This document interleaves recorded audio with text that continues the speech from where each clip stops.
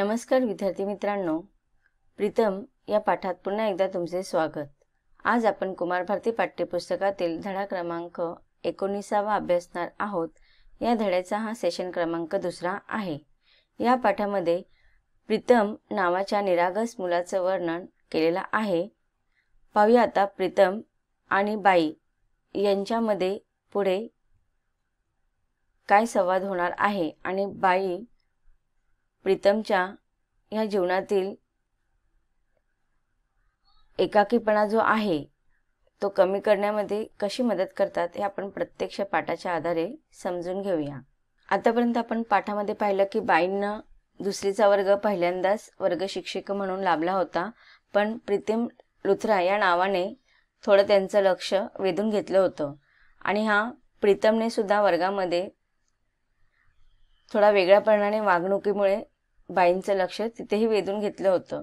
बाईंच्या लक्षात येतं की हा मुलगा अभ्यासात जरा पाठी आहे, म्हणून मराठीचा निबंध तपासल्यानंतर बाई त्याला वैयक्तिक भेटून त्याच्या आईवडिलांबद्दल विचारपूस करतात, त्यांना आईवडिलांना भेटायला सांगतात। तेव्हा तो कधीही न बोलणारा असा हा प्रीतम आज मात्र भडाभडा बाईंबरोबर बोलत सुटला होता आणि त्यावेळेस बाईंना त्याच्या जीवनातील काही गोष्टींचा उलगडा होतो आणि बाई म्हणतात की त्याच्या विचित्र आडनावाचा, अबोलपणाचा, काही कळत नसल्याचा खुलासा कळला तसे माझ्या काळजात काहीतरी लक्कन हलले। म्हणजे बाईंना समजून चुकलं की आज त्याचं जे व्यक्तिमत्व आपल्याला पाहायला मिळतो की तो अबोल असतो, कधी कोणामध्ये बोलत नाही, लहान त्याचं वय खेळण्याचं बागडण्याचं आहे, तर हा असा का वागतो याच्या पाठीमागचं कारण कळालं होतं की आईवडिलांचा सहवास नव्हता, आईवडिलांची छत्रछाया नव्हती आणि त्यात वडिलांचा पण सहवास नसल्याने सारखं शाळेचं वातावरण बदलत असल्या कारणाने त्याचं व्यक्तिमत्व खुलत नव्हतं आणि दुसऱ्यांकडे तो मामा मामींकडे राहत होता आणि त्यामुळे त्याचं जीवन हे निरस झालेलं बाईंच्या लक्षात आलं। मी चटकन त्याला जवळ घेतले। क्षणभर त्याने अंग चोरून घेतलेले मला कळले। 7-8 वर्षाच्या मानाने त्याचा देह खूपच किरकोळ सुकल्यासारखा होता। मी त्याच्या चेहऱ्यावरून हात फिरवत म्हटले, प्रीतम, मला यातले काही ठाऊक नव्हते। असं कर, उद्यापासून दुपारच्या सुट्टीत लवकर डबा खा आणि खेळण्याऐवजी माझ्याकडे ये। मी तुला मराठी शिकवेन आणि मग बाकी विषयही तुला सहज समजतील। मग आता इथे बाई जेव्हा त्यांना समजतं की त्याचा अबोलपणा का आहे, तो एकलकोंडा का राहतो आणि अभ्यासामध्ये तो का मागे आहे, याचं कारण समजल्यावर ते बाईंना थोडं त्याच्याबद्दल वाईट वाटतं। त्यावेळेस एक शिक्षिका म्हणून ते त्यांचं कर्तव्य पूर्ण करण्याचा प्रयत्न करतात। ते त्याला म्हणतात की तुझा मराठी हा विषय कच्चा आहे, म्हणून तू काय करायचं, मधल्या सुट्टीमध्ये मला जेव्हा तू डबा संपल्यानंतर माझ्याकडे येत जा, मी तुला थोडं मराठी हा विषय शिकवत जात जाईल, म्हणजे तुला बाकीचे विषय पण समजायला मदत होईल। मी त्याला शिकवू लागले तसे तो मन लावून शिकू लागला। सुट्टीच्या दिवशी तो घरी यायचा। मी आणि आई दोघीच राहत होतो। मलाही वडील नव्हते, त्यामुळे पोरकेपणाचे काही समान धागे मला प्रीतमजवळ खेचत होते। तर बघा, आता हळूहळू कोणीतरी त्याच्याबरोबर बोलत होतं, त्याच्या मनातील काही गोष्टी तो त्या व्यक्तीसमोर व्यक्त करत होता आणि कुठेतरी त्याला त्या व्यक्तीकडून प्रेम, जिव्हाळा, आपुलकी ह्या भावना मिळत होत्या आणि त्यामुळे त्याचं आता शिकण्यामध्ये मन लागू लागलं होतं आणि तो हळूहळू त्याचं थोडंसं व्यक्तिमत्व खुलायला लागलं होता। सुट्टीच्या दिवशी सुद्धा तो बाईंच्या घरी जायचा आणि बाई त्यांच्या घरी फक्त त्यांची आई आणि त्याच होत्या, त्यांना त्यांचे पण वडील वारले होते, म्हणून पोरकेपणाचं दुःख काय असतं हे दुःख स्वतः बाईंनी अनुभवलेलं होतं। त्यामुळेच कुठेतरी प्रीतमच्या आई नसल्याचं दुःख त्यांना जाणवत होतं आणि हे पोरकेपणाचं समान दुःख बाईंना जणू काही त्या प्रीतमजवळ खेचत नेत होते।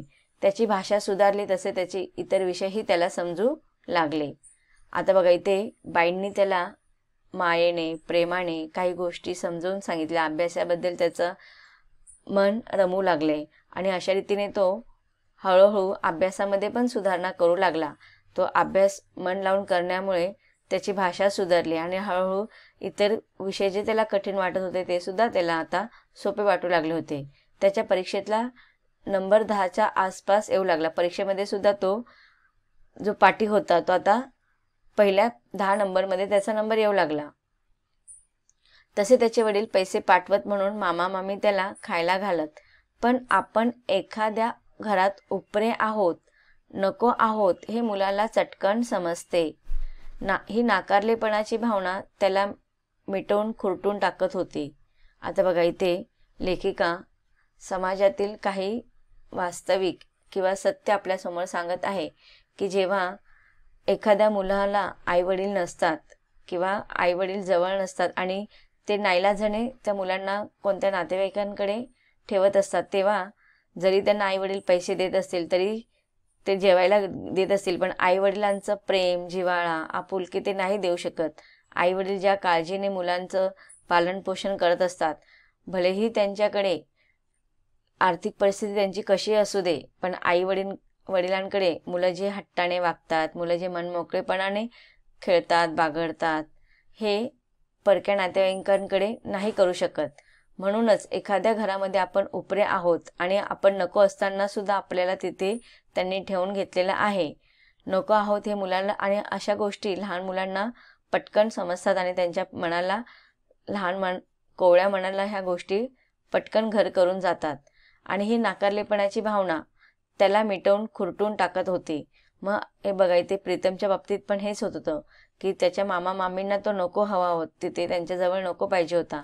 पण वडिलांनी वारंवार विनंती केल्यामुळे वडिलांचा पण नाईलाज होता की अन्य कोणी नातेवाईक नसल्या कारणाने वडिलांना नाईलाजाने कदाचित त्याच्या मामा मामींकडे ठेवावं लागत असते.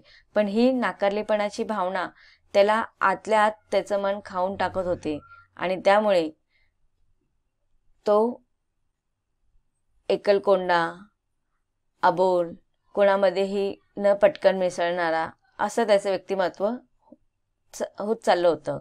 घरात पण त्याचे मामा मामी किंवा इतर भावंड त्याच्याबरोबर मनमोकळेपणाने बोलत नव्हते. मग माझ्या 4 शब्दांनी अधूनमधून कुरवळल्याने त्याला जणू संजीवनी मिळाली. मग बघा एखादं झुडपं जसं असतं, ते झुडपं जसं त्याला आपण जेवढं प्रेमाने पाणी घालू, त्याला हवं ते वातावरण देऊ, तेव्हा ते आनंदाने फुलू लागतं. म्हणजेच त्याच्यामध्ये एक नवीन जीवाची निर्मिती होत असते. तसंच मग इथे प्रीतमच्या बाबतीत झालं होतं. अशा ह्या त्याच्या चारी बाजूच्या वातावरणामध्ये लेखिकेचे प्रेमाचे 4 शब्द अधूनमधून त्याला जवळ घेणे, त्याला आईसारखे कुरवाळणे, ही भावना त्याला मनामध्ये कुठे ना कुठे उमेद देत होती जीवन जगण्याची, उत्साह येत होता त्याच्या मनामध्ये. आणि अशा रीतीने मग ही आईची जागा कुठे ना कुठे लेखिकेमार्फत भरवली जाण्याची ती भावना त्याच्या मनामध्ये आलेली होती आणि त्यामुळे कुठे ना कुठे त्याच्या मनामध्ये संजीवनी मिळाली होती आणि मग हळूहळू त्याची प्रकृतीसुद्धा सुधारली होती. माझे कुठलेही काम तो आनंदाने करायचा. किंबहुना मी काम सांगितले तर त्याला ते फार आवडायचे. अधूनमधून एखादा खास पदार्थ मी त्याला द्यायची. वाढदिवसालाही लहानशी भेट द्यायची. तेव्हा त्याचा आनंद वेगळाच आहे हे मलाही जाणवायचे. मग बघा आता इथे बाई आणि प्रीतम यांच्यामध्ये एक वेगळ्या प्रकारचं जिव्हाळ्याचं, स्नेहाचं आणि आपुलकीचं नातं तयार होऊ लागलं होतं. त्याला सुद्धा बाईंनी एखादं काम सांगावं आणि त्याने पण ते आनंदाने करावं. तो वाट पाहत बसायचा की कधी एखादं बाई त्याला काम सांगतात. त्याला फार आवडायचं.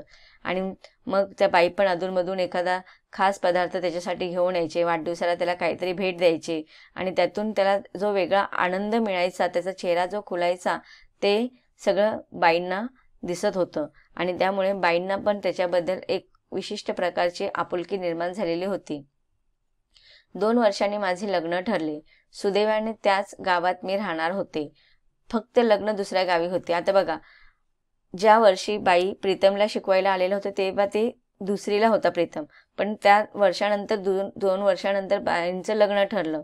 म्हणजेच तो आता पुढच्या इयत्तेमध्ये नक्कीच गेलेला असणार आहे. परंतु तो जरी पुढच्या इयत्तेत गेलेला असेल, कधी कधी वर्गशिक्षिका 4थीपर्यंत मुलांना कंटिन्यू असतात, कदाचित त्याच वर्गशिक्षिका त्यांना राहिल्या असतील आणि म्हणून लेखिका म्हणतायत की बाई म्हणतायत की 2 वर्षांनी त्यांचं लग्न ठरलं. पण सुदैवाने त्याच गावात, त्या ज्या शाळेमध्ये त्या शिकवत होत्या त्या शाळेतील गावामध्येच त्या राहणार होत्या.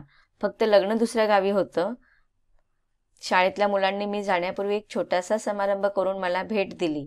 मी जरी नोकरी सोडणार नव्हते तरी त्यांनी समारंभपूर्वक मला केळवण केले.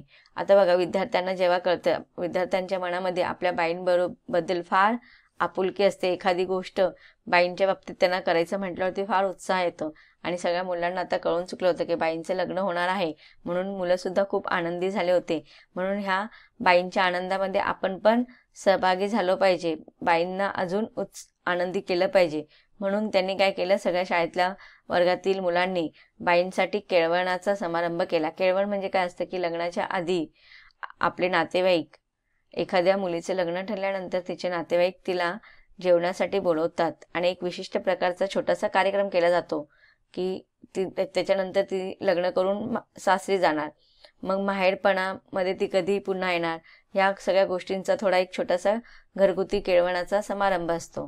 तर तसंच वर्गातील मुलांनी असा बाईंसाठी केळवणाचा समारंभ केला होता.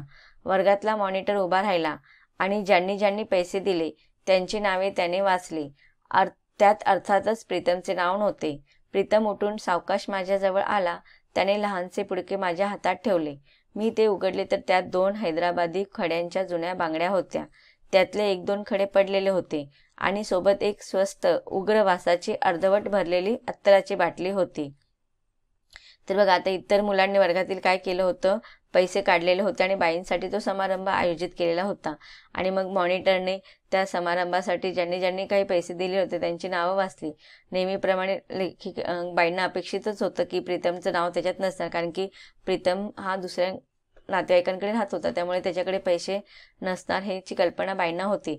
मग प्रीतमला सुद्धा असं वाटत होतं की त्याच्या बाईंसाठी त्याने काहीतरी द्यावं, म्हणून तो बाईंजवळ जातो. एक पुडके बाईंच्या हातात देतो. बाई उघडून पाहतात, त्याच्यामध्ये हैदराबादी खड्यांच्या जुन्या अशा बांगड्या होत्या.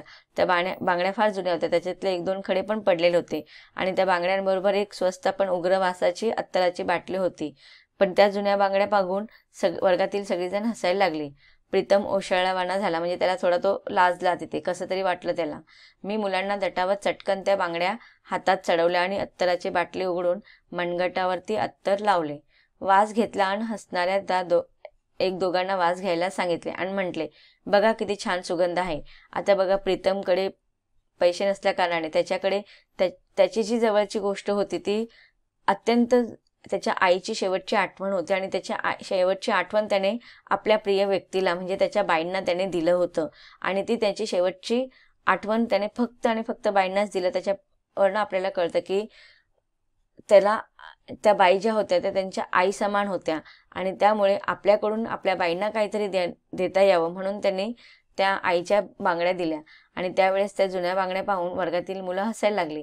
आणि पण बाईंना ते जुन्या बांगड्या जरी असल्या तरी पण प्रीतमच्या त्या पाठीमागची जी भावना होती ती बाईंनी तिथे समजून घेतली आणि त्यामुळे मुलांना त्यांनी मुद्दामून मुलांसमोर त्या बांगड्या हातात घातल्या आणि अत्तराची बाटली उघडून स्वतःच्या मनगटावर त्यांनी ते अत्तर लावले आणि इतरांना पण ते अत्तराचा वास किती सुगंधित आहे असं सांगून ते सगळ्यांना तो वास घ्यायला लावले.